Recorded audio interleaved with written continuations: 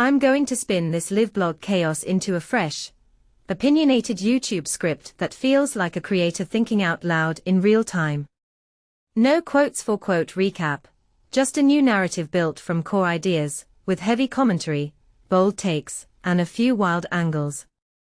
Let's dive into West Ham vs Man City, March 14, 2026, and turn a patchy 90 minutes into a story about momentum, psychology, and the oddball moments that define big games.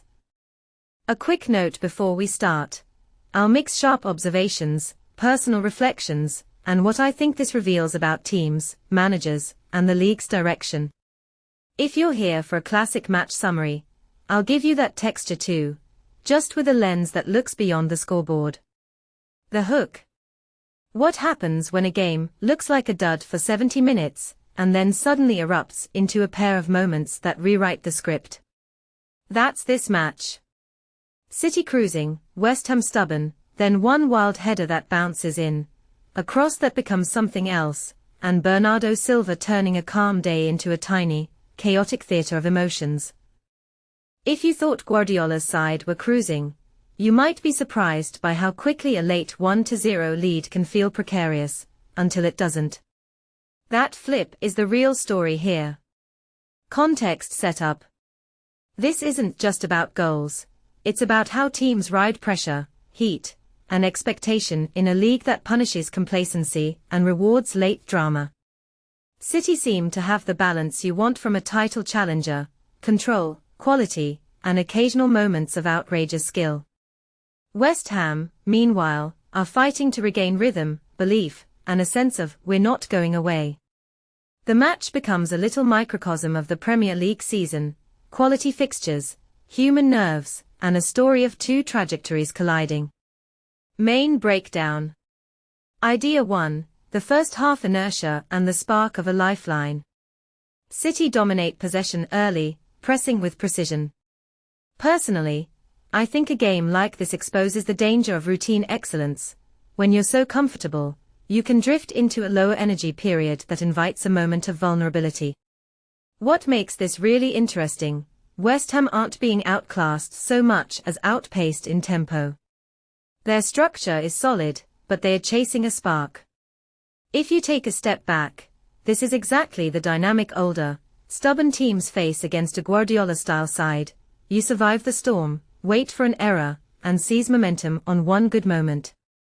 This matters because it reframes domination as not just ball time, but tempo control and psychological control. City can breathe easy when they have the ball. When they lose it, you see the real intensity that defines their approach: relentless, almost surgical pressure until the chance appears. Idea 2, the goal that opens the floodgates: Mavropanos' header and a hit from the bar. West Ham's equalizer arrives from a corner, a header through a fluttering moment that ricochets off the underside of the bar and over the line.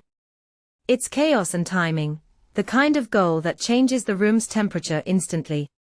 What many people don't realize is how fragile a lead can feel the moment a game tips into "it can happen again." West Ham suddenly believe. City feel the pressure to immediately answer.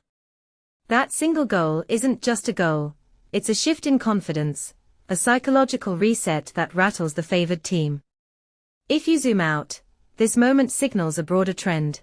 The Premier League rewards teams who can convert set-piece pressure into momentum, and who can absorb pressure while pitching a threat at the other end. Momentum isn't a straight line, it's a reaction pattern, and this goal flips the expected narrative. Idea 3, Bernardo Silva's double-edged greatness and the controversy aura. Silva's early strike is a masterpiece in improvisation, a lob that looks like a cross, but ends up in the far corner. The second moment, the discussion about whether he intended to cross or chip, speaks to how small margins define perception in elite football. My take: this is a microcosm of City's creative genius under Guardiola. They manufacture moments out of nothing, and even a misread intention becomes a topic of debate, because the quality is so high that every touch feels meaningful. This raises a deeper question: are we overanalyzing intent, or are we appreciating the craft?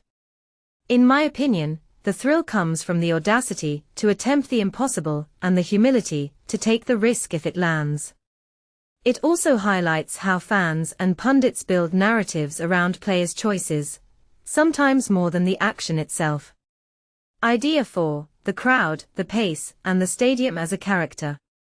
The London Stadium atmosphere, so quiet early, then a surge of energy as West Ham press, react, and push back, matters more than people give it credit for. Stadium psychology influences decisions. Players hear the crowd, and the crowd's response to a late surge can lift or unnerve. What makes this interesting is how a venue's mood can become a tactical asset, or a hurdle. If West Ham win a battle in the final third, it isn't just about technique, it's about the emotion of the moment that can tilt in favor of a comeback. From a bigger trend perspective, this underlines the role of home atmosphere in a post-pandemic era where fans crave a visceral connection to the game. It's not just about XS and OS, it's about the human drama surrounding those numbers. Idea 5. The late-stage tension and what it says about pressure and decision-making. The final minutes aren't just about who has the ball, they're about who can stay calm, who can execute a plan under scrutiny, and who can survive the emotional rollercoaster of a near-miss or a salted lead. My interpretation: Guardiola's side show their resilience even when challenged, a reminder that elite teams aren't just technically superior, they are mentally wired to convert pressure into control. West Ham's defense and organization deserve praise for forcing City into a more cautious posture than the typical Guardiola blitz. This connects to a bigger trend: the mental component in football is increasingly measurable. Teams with stronger leadership, deeper squads, and better sports psychology support tend to close out tough games more reliably. This match hints at that shift. Deeper insight. The match's arc is less about the scoreline and more about the interplay between control and chaos. City's ability to wrestle back control after a scare shows why they stay near the top. West Ham's resilience shows the value of a clear, stubborn identity. If you zoom out, this game foreshadows a season theme. The margins between win and draw tighten as teams learn how to cope with elite pressure while maintaining their own strategic edge. It's a reminder that football is a battle of psychological stamina as much as physical technique.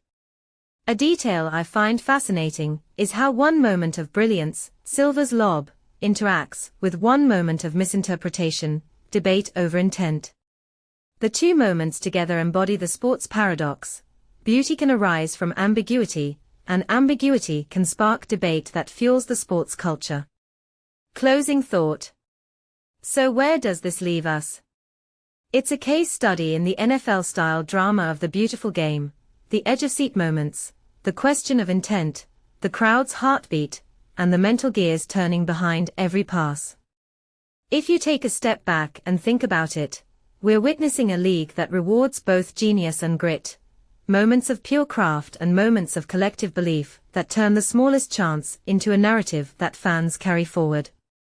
One last reflection: in a season framed by tight margins, these games become the memories that define the run. What outcome do you think will matter more come May? The goal that defines a result, or the reaction that defines a team's character? Thanks for watching. If you enjoyed this breakdown, smash the like button, subscribe for more deep dives, and drop your take in the comments. Was Silva's finish a masterstroke, or a lucky chip? And which moment from this game will you remember most?